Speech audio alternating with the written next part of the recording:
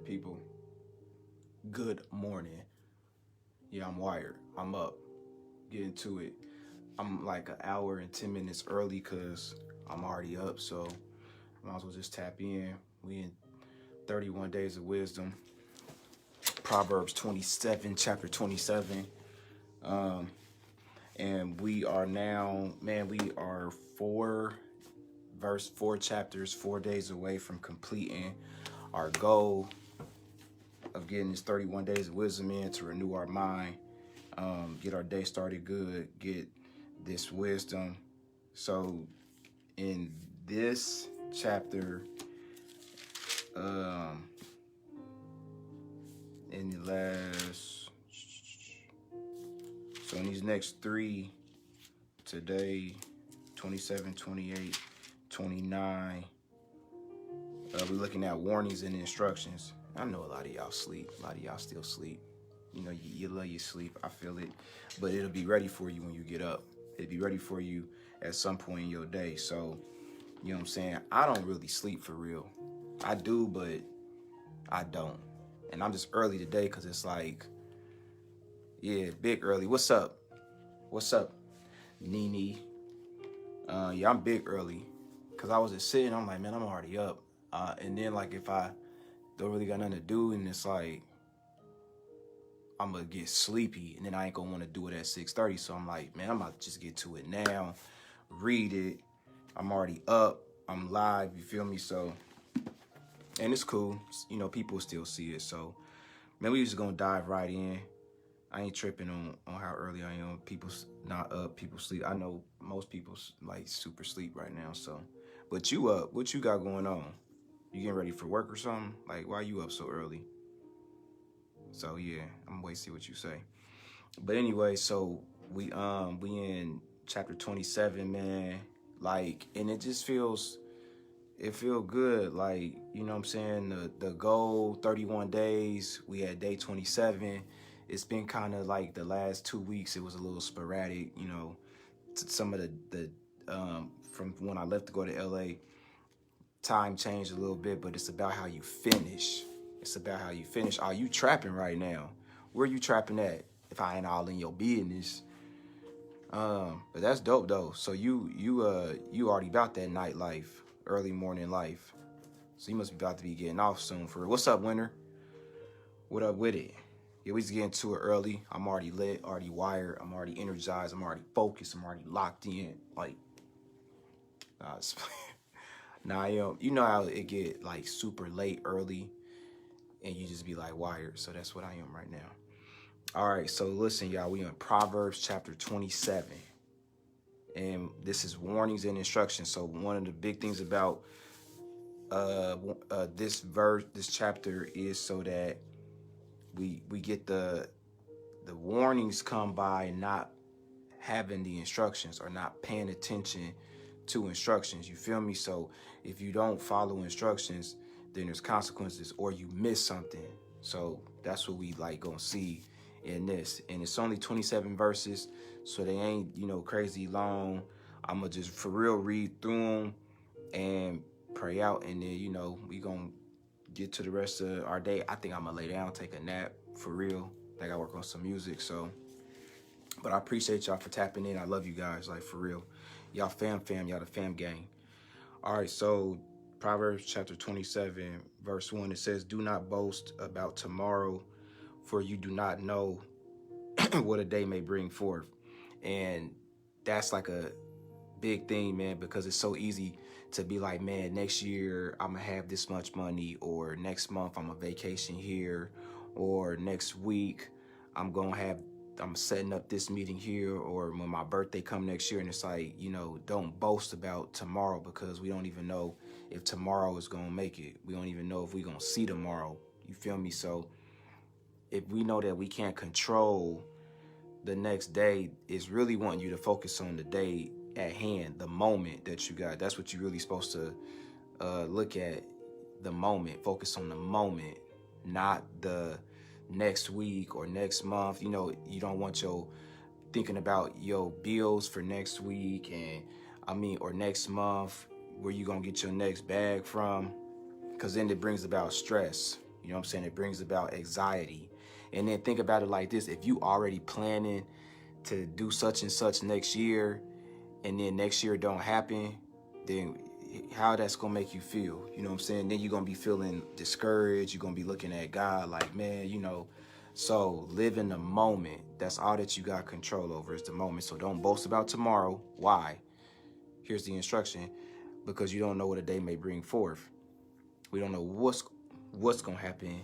You know, I mean, it's so small. You don't even know what's gonna happen in the next minute. You feel me? You don't even know what's gonna happen in the next 30 seconds. But we have this confidence because we've been alive 20, 30 years, so we get used to it. And then it's like, we don't really appreciate how much that, like, man, I get to live to see another day that wasn't promised, that wasn't guaranteed. You know what I'm saying? So what we should do is just be like, Lord, thank you for this day. And then if you will, or Lord's will, I'm going to be able to do this and do that. That's where you don't be boasting. You know what I'm saying? That's where the pride gets eliminated. So my thing is, like, I live in a moment. It's a moment by moment thing in life, in career, walking with Jesus. It's moment by moment, because that's all you can control is the moment. And that's it. Verse 2 says, let another praise you and not your own mouth, a stranger and not your own lips. So still about boasting. Just don't boast. You don't have to exalt yourself. Like, we don't have to be broadcasting our feats and our good things, our good deeds. We ain't got to be announcing it. You feel me? So it wasn't until I started losing people close to me before I realized, man, like, just recently, like, my homie, Dono, like, he gone. My cousin just murdered, a month and a half ago. He gone. Another cousin, you feel me? My cousin's baby mama, COVID, you feel me? Like, and it makes you even that much more humble. Like, dang, Lord, like, man, thank you so much for your grace that I get to see another day. You know what I mean? People right now, man, they just think like it's so delicate that there's people like sleeping next to they spouse or they kids in the next room, and they haven't got up yet, and they don't even know that family member is gone. Somebody in the house, you know what I'm saying? So it's like, man, that's when I just be like, dang, Lord, like, each day that I get to see is such a blessing. You feel me? So it's so much more to be thankful for. You know what I'm saying? Forget about I ain't got this much money. Forget about I don't got this house. Forget about I can't drive that car. Forget about I don't got that job. Like, man, it's like, bro, I got breath in my lungs. I got the activity and use of my right mind. Just the small things, like my fingernails is intact, my skin, my body, my organs. I can use the bathroom properly. Like, man, those are the small things that's overlooked, but that's the big blessings. And it's like, if you think about that, like, I got a roof over my head. I know I'm going to get a meal in, a couple meals a day, snacks, gas. Like, when you think about all that, then those big things, like, all that stuff don't even matter, because it's people right now, somebody ain't going to have their dad tomorrow. Somebody's grandma, somebody's daughter, it's a living by grace. It's like a for real thing. So I'm every day grateful. So verse 3 says, a stone is heavy and the sand weighty, but the provocation of a fool is heavier than both of them. What does provocation mean? What does that mean? Let's see what this provocation means. I'm going to look this up real quick. So sometimes when I don't know a word that I see, I need to know what it is right then and there. Provocation definition. Hey, we just kind of freestyling today. I ain't really in no rush. Provocation means action or speech that makes someone annoyed or angry, especially deliberately. So it says, but the provocation of a fool is heavier than both of them. Okay, but the action or the speech of a fool. So that's what that means. So it's comparing like a stone. Dooney, Buggy, what up, G? My boy is in the building. We're just getting in this word, bro. Tapping in on the early side. That's my dog, Dooney. I love you, man. Love you, bro. So yeah, it's basically comparing like a stone is heavy and, a lot of sand, is weighty. but it's saying that the provocation or the speech or action of a fool, it said it's heavier than them both. So, you know, when a person just talking foolish and acting foolish and their behavior is foolish and their lifestyle is foolish, it's saying that that's more heavier than a stone or weightier saying. Verse 4, wrath is fierce and anger is a flood, but who can stand before jealousy? So wrath is fierce, anger is a flood, but it's saying who can stand before jealousy though. So it's really saying like jealousy it burned deeper. You know, when a person is jealous, then that becomes envy, then envy becomes hate, and then hate becomes just whatever, you know, that comes with that when you hate somebody. And it all started with jealousy. All, you know, just being jealous of somebody. And that's why, you know, we read this, we see the warnings and the instructions. So, you know, we keep jealousy out of us, and the way that you keep jealousy out of you is by keeping thankfulness in you. You know what I'm saying? The more thankful you are, the more grateful you are, the more gratitude and attitude you have, the less jealous or envious you're gonna ever be, because you're so content and so satisfied with your life and what you got going on and with your relationship with God, that you're not even gonna be jealous of nobody else, because you're like, I'm already fulfilled, I'm good. You know what I'm saying? So then you're not envious, you're not getting out, you know, going out your way to compete. That's jealousy brings about all that competition, unforgiveness, bickering, all that stuff. So verse 5 says, better is open rebuke than love that is concealed. So it's just really addressing issues with people. If you got issues with somebody, it's better to address it than let it be concealed. Basically, like, fake love is what it really is. St. James, my boy. What's up, buddy? Love you, bro. God is good. We just getting it in early. Verse 6 says, faithful are the wounds of a friend, but deceitful are the kisses of an enemy. So faithful are the wounds of a friend, but deceitful are the kisses of an enemy. That's deep. You know, it's a lot of things I could think about with that. Like, faithful are the wounds of a friend, but deceit is just, I guess, like, just fake. You know what I'm saying? Like, when we look at, like, faithful are the wounds of a friend, but deceitful are the kisses of an enemy. So it's like a person that they might say that they with you. They might be talking like they down. They might be cool in your face, but they heart ain't with you. And we read that in Proverbs 23 about being careful who you sit and dine with. So what I mean by that is like who you listening to when they say like, yeah, man, I'm with you, bro, or like I fool with you, or like I you know, think about like how a person just ruthless. You know what I'm saying? What's up, Tamika? Appreciate that comment, man. Thank you. God is good. I appreciate it. I'm just trying to do my part, man. Just sharing the word. I appreciate that for sure, though.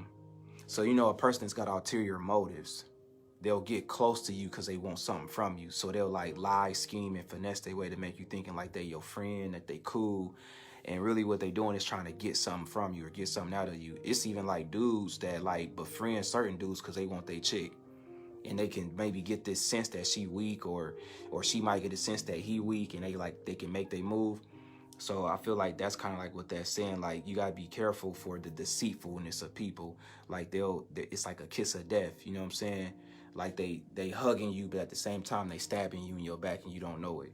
So that's why, you know, we looking at God's word to be able to see that and address it in the best way possible from a godly principle. And God give us that wisdom and how to respond to it, how to tap in, how to not react, how to not you know what I'm saying, have hate and all that. And, you know, we've been reading it, that if we treat our enemies or those who despise us or try to persecute us, if we treat them with kindness, yeah, Judas, facts, that's perfect. A straight up Judas at the table with you eating, you know, dipping the chicken tenders in the ranch, but at the same time, they about to go sell you out for 30 pieces. a bag or something like that. So that was dope. Like, for sure, that makes so much sense. Verse 7 says, a sated man loathes, Loathes, loathes honey, but to a famished man, any bitter thing is sweet. So that's saying like the luxury and indolence of wealth make the best things tasteless, while the hard-working person who hungers finds every bitter thing sweet. So this is like, you know, if we experience the trenches we done been in, our life has shaped and molded us to like really be better than, it's even the bitter things is sweet to us. Whereas you got some who just like get everything they want when they get it. There's no struggle really for it. There's no appreciation for it. Then even the finest things is like tasteless, has no value. So that's why you find your most successful people, those who have persevered adversity. You know what I'm saying? So having a foundation built on God gives you that extra muscle to persevere those trials, those tribulations, those adversities, those times and moments that try to, you know what I'm saying, life is just throwing everything your way. But when you build your foundation on God, you get this wisdom, we get this understanding, this knowledge, we operate in love, we operate in like not just doing the right thing, but the righteous thing. Then we experience life a whole lot different, and we're able to appreciate what we get and do more with it. Yes, sir. All right, verse 8, like a bird that wanders from her nest, so is a man who wanders from his home. Oil and perfume make the heart glad, so a man's counsel is sweet to his friend. So oil and perfume make the heart glad, and then so a man's counsel. So when we able to, like what we doing right now, sharing this word, this is sweet to us in some way, because we gonna hear something that's gonna make us think better, move different, act wiser, be more diligent, less lazy, more proactive. You see what I'm saying? Like all this do is just benefit us and just enhance us and build us. And God like breaks us down to build us up so that we can be like these perfect vessels that's operating in his strength. You know what I'm saying? It ain't trying to be something more than you not. It's like, shoot, I'm just tapped in with God above. That's the source of my strength, the source of my peace, the source of my life. That's where my success lies, because what I do for Christ is what's going to last. You know what I'm saying? Kingpin Pat, what's up, dog? Bless you, bro. Love you, G. God morning. I'm on the early side today because I already been up. So I'm like, let's just get to it. So when you think about like how oil and perfume makes the heart glad, in the sense of like what it adds its value to a person, so is a man's counsel is sweet. So when you among people who are like-minded, ambitious, driven, high integrity, you can do nothing but succeed. You know, it's like you put one man and let him hang around 5 millionaires. It's a guarantee that man gonna be a millionaire, because that counsel is sweet. You feel me? Verse 10, do not forsake your own friend or your father's friend, and do not go to your brother's house in the day of calamity. Why? Why would we not do that? So it says, adhere to tried and true friends. The ties of blood may be less reliable than those of genuine friendship. So what that's really saying is that a friend sticks closer than a brother. Sometimes you will notice that your friends who you done been through the trenches with, who are genuinely in your best interest, you'll notice that you can rely on them more than your own blood, more than your own family. So that's really what that's saying. So like it's saying like, don't forsake. Like we be so quick to want to befriend the wrong people, and we want to leave the right people. So we want to keep that counsel. We want to keep that relationship with those who, if you really know, it's like, damn, they always there for me, or they always hitting me up to see if I need anything. But we be attracted to the wrong people who seems like they might have something in our best interest. And that's where we see earlier in the verse where it says, verse 6, it says, faithful are the wounds of a friend, but deceitful are the kisses of an enemy. So there's some people that you feel like you should have a relationship with, that you should be tapped in with, and yet at the same time, they not good for you. But also in this sense, it's saying don't forsake your friend or your father's friend, and do not go to your brother's house in the day of calamity. So it's saying is that you might can actually rely on and trust on your friend in a day of calamity, or in a day of trial or tribulation than your own sister, your own brother, your own blood. But what we do is we even go up a level higher. We go up a next step and be like, shoot, let me trust even in God more. The more I put my trust in God, the more my foundation is secure, the more I won't be let down, the more I won't be forsaken. And then there's this relationship now where, shoot, your trust is in God, and now God is your GPS, and he leading and guiding you. Nope, stay away from them. Yep, tap in with them. Nope, avoid that. Yep, this the right path. And now, like, life is just, like, smooth. You know what I'm saying? It's going to have its up and downs. The race is a marathon. You feel me? Like, it's different aspects to it. It's uphill, downhill. It's hot, dry, it's cold. You get thirsty, no water, some water. Like, but the thing is, it's not given to the swift. It's given to the one who just keep going, who don't quit. And that's what our relationship with the Lord got to be like. We just don't quit. No matter what life throw our way, you just don't quit. You know what I'm saying? I just wrote it this morning. I had this dope like quote or thought that came to my mind and share it with y'all. I wrote it down on my calendar because like when you write stuff down on paper or on boards, it don't never forget. Like my brain sometimes can forget, but if I write it down, paper never forgets. So I wrote down for today, like my quote that I'm gonna like just vibe with is, the more that I don't quit, the closer I get. The more that I don't quit, the closer I get. You know what I'm saying? That's the separation between a lot of people. And failure and success is just who don't quit, who's not gonna quit. All right. Better is a neighbor who is near than a brother far away. So that's still all part of verse 10.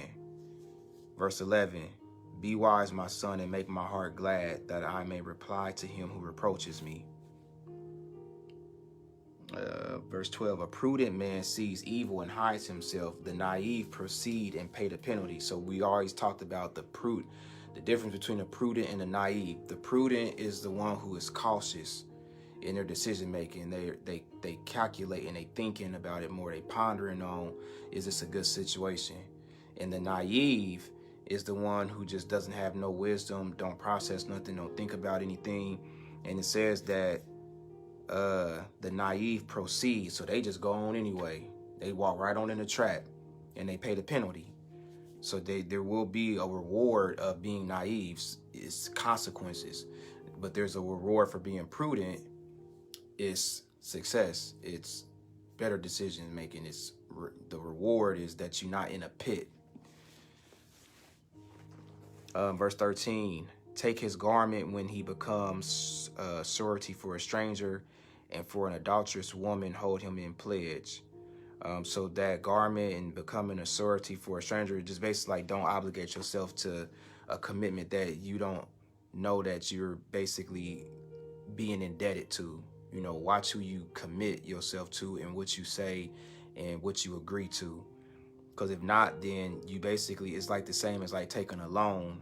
You know, the lender is master over the receiver. You know what I'm saying? So the borrower is what I'm saying. Like the lender is master over the borrower. The borrower becomes the slave of the lender.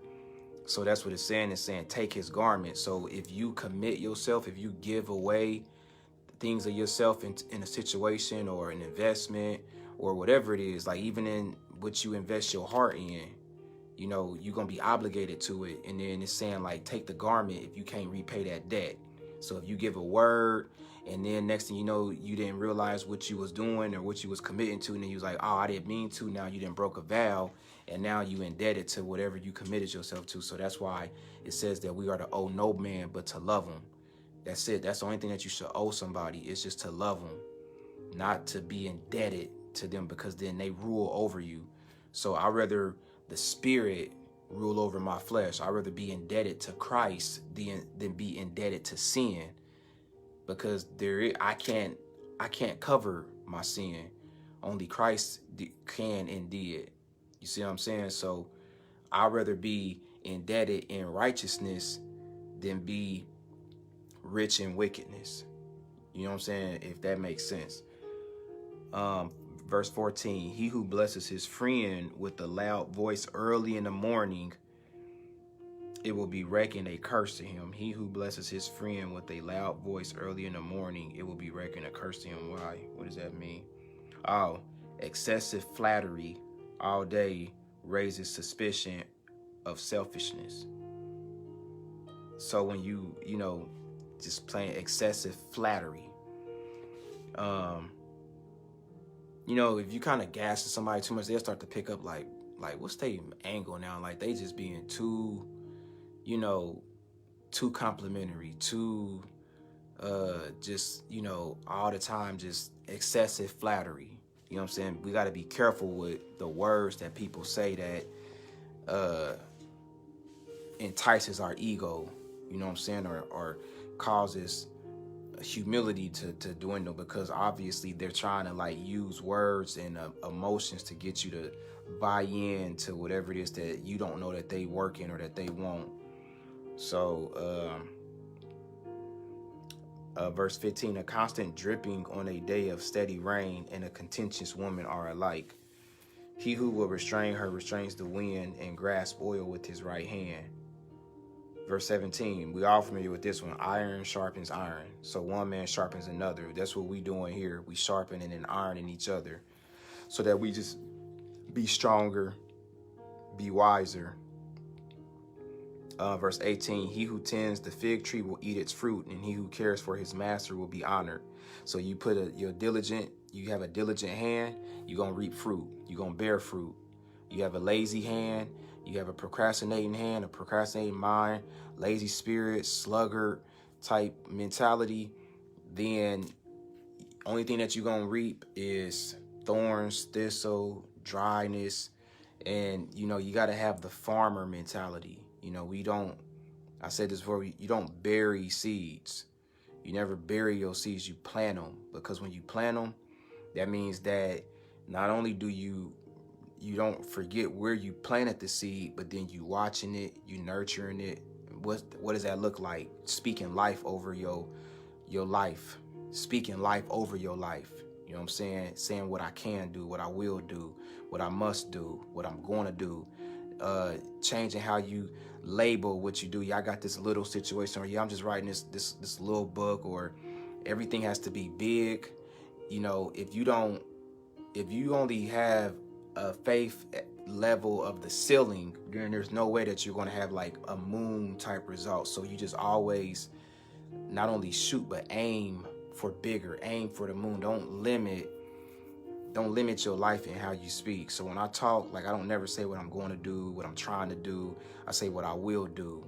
I say what I will have, because that's a seed. So when I say like I'm gonna chart next year, like next year gonna be a chart top in here, I'm gonna hit the Billboard 100. It's not, oh yeah, I'm gonna try to chart. Oh, I think I'm gonna chart. Like it's like, nah, like I'm gonna chart next year, and then I have to then participate in what that looks like, and then the Lord and my work ethic and my grind and favor will then activate that thing. And then next year, I'm on a hot Billboard 100 because it was a seed that I didn't bury, but I planted it. So sometimes when you bury your seed, you're going to say like, oh yeah, I'm going to make such and such amount next year. And you buried it, and then you do something else and then completely forgot all about what you had spoke. And now that's a seed that's just going to never produce or never blossom. So be careful with your words and what you speak, how you say them, because it's faith behind it. We already know that life and death lay in the power of the tongue. And this tongue, this word that you use, it can either build people up or break people down. It can either build your life or break your life. You know what I'm saying? So when you constantly just speaking over situations, when you got problems, the first thing I think of is like, what good is going to come out of it? That means I'm instantly looking for a solution. That means that my mind is quickly in innovative mode. Like I'm not dwelling on the problem. I'm not focusing on the bickering or the small part about it. I'm only solution driven. When I stay solution driven, then that means that my energy is directed in the right way. It's directed in the right lane. So I don't be depressed. I don't stress. I don't have anxiety. I don't operate in fear. Why? Because the seeds that I've planted, they're growing, and then I'm able to look at a problem head on and then not react but respond. And that all came from just getting in the word. That came with God revealing certain things. Like, if I told you don't take no thought for tomorrow, don't trip about tomorrow. So I ain't worried about what's going on tomorrow because I don't even know if tomorrow gonna happen. But I do know I got this moment. I do know that I can do what I can do like right now, which is what we're doing. So I'm not thinking about nothing else past what's going on right here. And think about it. When you don't do that, if you've so much focusing on tomorrow, that's so much stress, there's so much anxiety, there's so much worry, there's so much fear. You can't even like operate for real the way you want because you thinking about something that ain't even happened or come to pass yet. But it's a fear because we want to always try to control the unknown. When you can't control the unknown, you won't act in faith. You won't step out on that vision. You won't step out on that career move, that business, you know what I'm saying? Because that relationship that you might need to end or that you might need to start. But what we try to do is we try to have this like little small step-by-step faith where it's like, I want to just see a little bit at a time so I can control the outcome. And it's like, nah, when it comes to like this word and this relationship with doing, like, you don't have no control over the outcome. All you got is the moment to control. So if I can control the moment and I'm not thinking about the next anything, then that means that can't nothing take me off my pivot. Like I'm secure because when we've been reading, wisdom will establish you. It will secure you. It will make your path straight. You feel me? So now with that happening, you don't have time to let problems keep you off your pivot. You secure. You see what I'm saying? And now your definition is different than what somebody might define you as or what a situation might define you as. Now you know who you are. You know whose you are. All those little small things, and when I say small, I'm not littling them. I'm meaning that it's those things that make the world a difference in your life. You know, I appreciate y'all chiming in, man. So we are on, let's see. Yeah, so we read verse 18. So he who tends the fig tree will eat its fruit. No, notice it says he who tends. So he who continues to work it, he who continues to water it, nurture it, he who continues to produce, says he will eat his fruit. So that goes with the saying, you reap what you sow. You know what I'm saying? Like if I'm writing out my vision, if I'm taking the time out to put that thing on paper, on the board, to make it plain, if I'm like, look, y'all, I'm not even gonna cap, man. Like, I don't really be playing with this stuff, man, because it's a real thing. I'm proof of it. Like, I'm a witness to it. So this right here, like, it be just little stuff like this. You know what I'm saying? Like this, I got this right here, what I write. You feel me? All this is stuff that I've wrote, that I've said, that I've spoken, and that I know it might look like it's backwards to y'all, but things that I've wrote down to bring to pass about my company, about my life. Certain success quotes. You know, one is, whatever the mind can believe and conceive, it will achieve. Innovation is rewarded, but execution is worship. Make fear your tailwind. You know what I'm saying? These right here is, I wrote out myself 10 laws of wealthy thinking and living. I'm gonna share these with y'all real quick. So here's my 10 laws of wealthy thinking and living. We shall keep God first. It's like a 10 commandment for me. But I say we because it's like for me and my family and household. So we shall keep God first in everything. We shall always be thankful. We shall give and always be generous. We shall always believe that we have received in abundance. We shall always walk by faith and not by sight. We shall not grumble and complain. We shall always think that which, how we want to live. Like, that's really important. You got to think in which way, how you want to live. We shall always be disciplined in attracting abundance. We shall never be anxious in fear, in doubt and unbelief. And last one, we shall be the master over money. It will never rule over us. So I read these, I keep them on this, and then what I'll do is I'll have a scripture to confirm it, which is Matthew 7:7-8. Ask and it will be given to you. Seek and you will find. Knocking it will be open to you. So, you know, it's just these little not these little things, but it's these huge monumental things that make a difference. So write out how you want your life to be, and then act on it. And then that's when God says, when you participate, I'll activate. Same as with the farmer. The farmer participates, he plants the seed, he got the soil, he nurture it, he water it.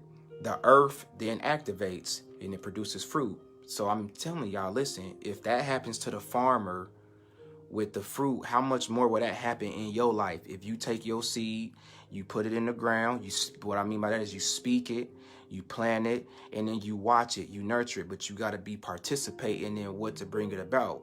So you can't just think it's just going to come out the ground without no work being put to it. You know what I'm saying? So like, even with us getting up every morning doing this, like, we putting in work, like, man, we planting seeds, like, this is blessing people, this is helping people's mornings, they life. That's the fruit, that you be blessed. And then my reward is that God allowed me to be able to do it. It's consistency, man. Consistency is so important. If you can stay consistent, man, life is going to be different for you.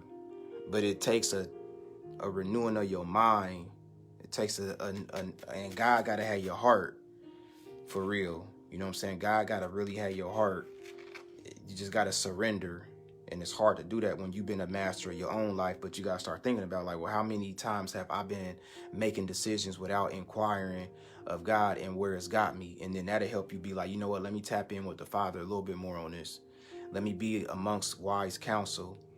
So that's what I've been telling y'all, like, these last chapters we've been reading has been about instruction, similitudes, basically a comparison of things and warnings on the instruction. And it's a form of God crying out. It's a form of God wanting to reach somebody to get in their ear because he got something for you. That's how you always got to look at it. God always has something for me that's going to bring glory to him. And he just letting me just enjoy the benefits for real. I just get to be like, you know, it's like having a company and, you know, God letting you run it and you just being a reflection of him. Like, oh yeah, this God, you know, God did this. And then God is just basically pouring more and more on you. That's what we want, God's favor. And it's not nothing that you got to do extra and you got to be all deep. And, you know, I don't got no church. I ain't no pastor. You know what I'm saying? I just want to just share the gospel in a way that it can relate to people.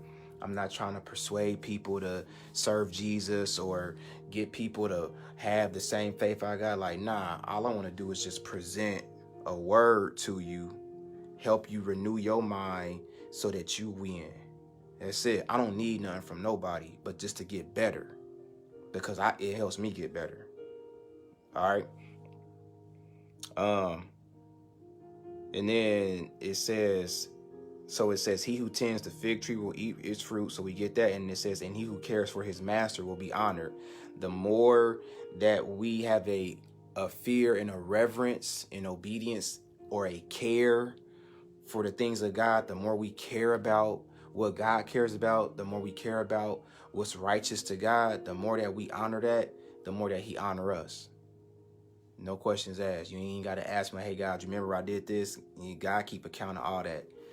It's just a matter of keeping your focus locked in on life. Is like a revolving door. So certain things are kind of going to be like always coming back around. What God's word does and what wisdom does is wisdom allows you to see the door a little bit slower, and you can kind of see like, uh-oh, there go that bad habit trying to come back, or uh-oh, there go that decision making, that impulsive behavior trying to come back, or uh-oh, there go that little bit of depression trying to. And then when you can see a little bit slower, then you can remember like, oh, I'm more than a conqueror. Oh, no, you know what? No, I'm a problem solver. Oh, no, I'm solution driven. Oh, no. I don't entertain doubt. I don't walk in fear. You know what I'm saying? So it's remembering what makes you continue to operate at a high level. If you forget about what you supposed to remember, then you, like I said, without instruction, you won't know how to do something. And then if you don't listen or we don't follow instructions, then guess what? We're going to miss out on something. All right, verse 20 says, Sheol and Abaddon basically means the grave and the underworld are never satisfied, nor are the eyes of man ever satisfied. So you think about the grave is never satisfied. You know what I'm saying? It's just constant bodies, people's visions dying with their body. You know, there's so many people that had great ideas, great visions, but they let something block. And, you know, so what it's saying is that those things are never satisfied, but then it says, nor are the eyes of man. So human nature is that we just constantly want and crave.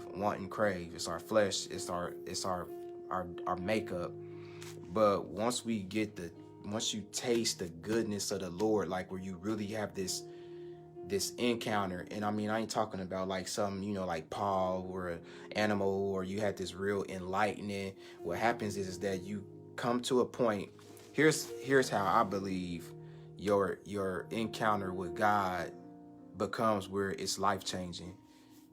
It's when you recognize that you've been humbled, when you've hit the very, very bottom, and yet you turned your back on God, but God always kept his back away from you, meaning that he always was just ready for you, waiting for you.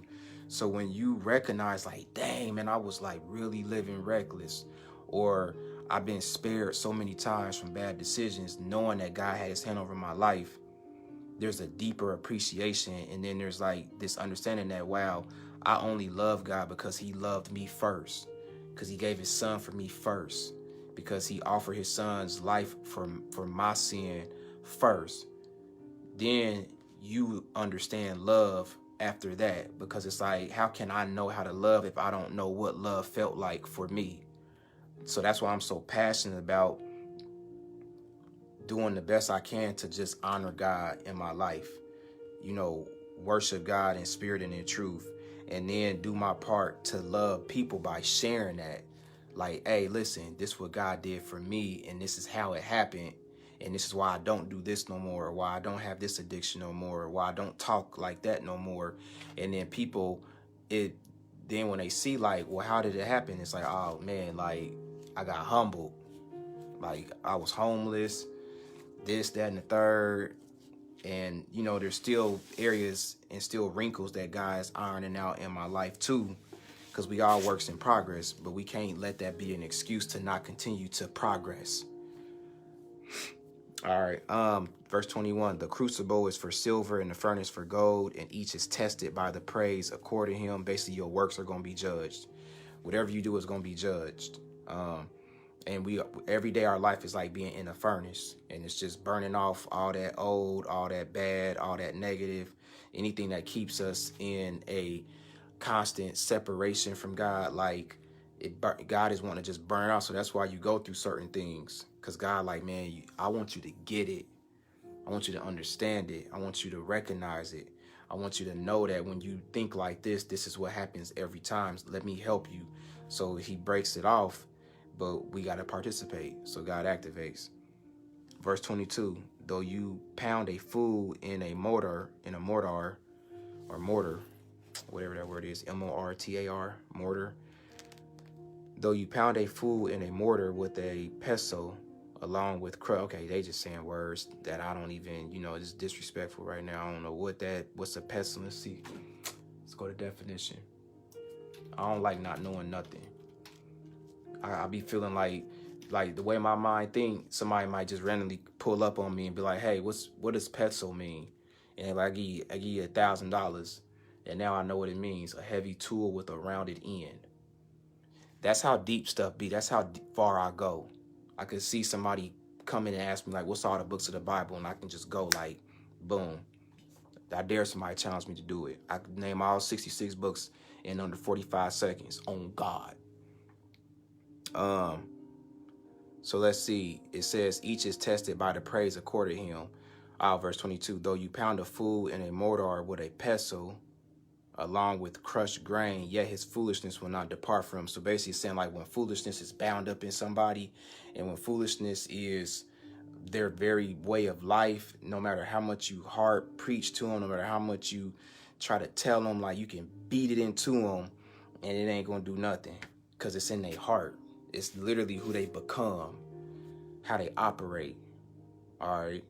Verse 23, know well the condition of your flocks and pay attention to your herds.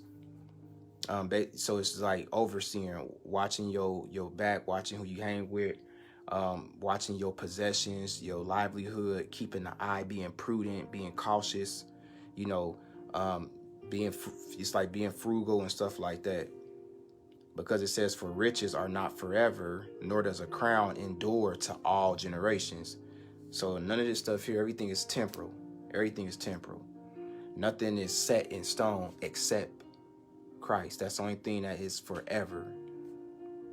Verse 25, when the grass disappears, the new growth is seen, and the herbs of the mountains are gathered in. The lambs will be for your clothing, and the goats will bring the price of a field. And there will be goat's milk enough for your food, for the food of your household, and sustenance for your maidens. And that is just, you reaping the blessings of what you sow. So that is our read for today. Proverbs chapter 27. I pray that it blesses everybody, man. I appreciate y'all for tapping in. Crystal, I appreciate you for tapping in. I don't think I saluted you. God morning, bless you, love you.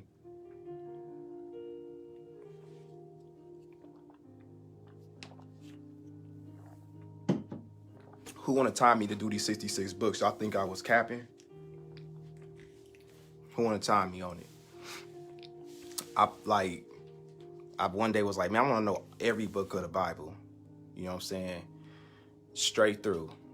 Or I do it with my eyes closed, so y'all know I ain't looking at nothing. Who got their timer set? Let's go. Genesis, Exodus, Leviticus, Numbers, Deuteronomy, Joshua, Judges, Ruth, 1st, 2nd Samuel, 1st, 2nd Kings, 1st, 2nd Chronicles, Israel, Nehemiah, Esther, Job, Psalm, Proverbs, Ecclesiastes, Song of Solomon, Isaiah, Jeremiah, Lamentations, Ezekiel, Hosea, Daniel, Hosea, Job, Amos, Obadiah, Jonah, Micah, Nahum, Habakkuk, Zephaniah, Haggai, Zechariah, Malachi, Matthew, Mark, Luke, John, Acts, Romans, 1st, 2nd Corinthians, Galatians, Ephesians, Philippians, Colossians, 1st, 2nd Thessalonians, 1st, 2nd Timothy, Titus, Philemon, Hebrews, James, 1st, 2nd Peter, 1st, 2nd, 3rd John, Jude, Revelation.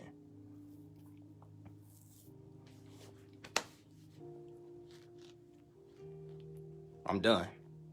I feel like I missed one though. I think I did it though. I should have had somebody make sure they had but yeah, that was under 45 seconds, right? But anyways, man, Tamika said, go. Less than 60 seconds, turn up. It took me, how long did it take me to learn that? It didn't take long for real. Once I got the first 5, it was a wrap. But anyways though, man, like I always would think this, like I'm gonna just share this last part. Like I always would think that somebody would ask me like, what's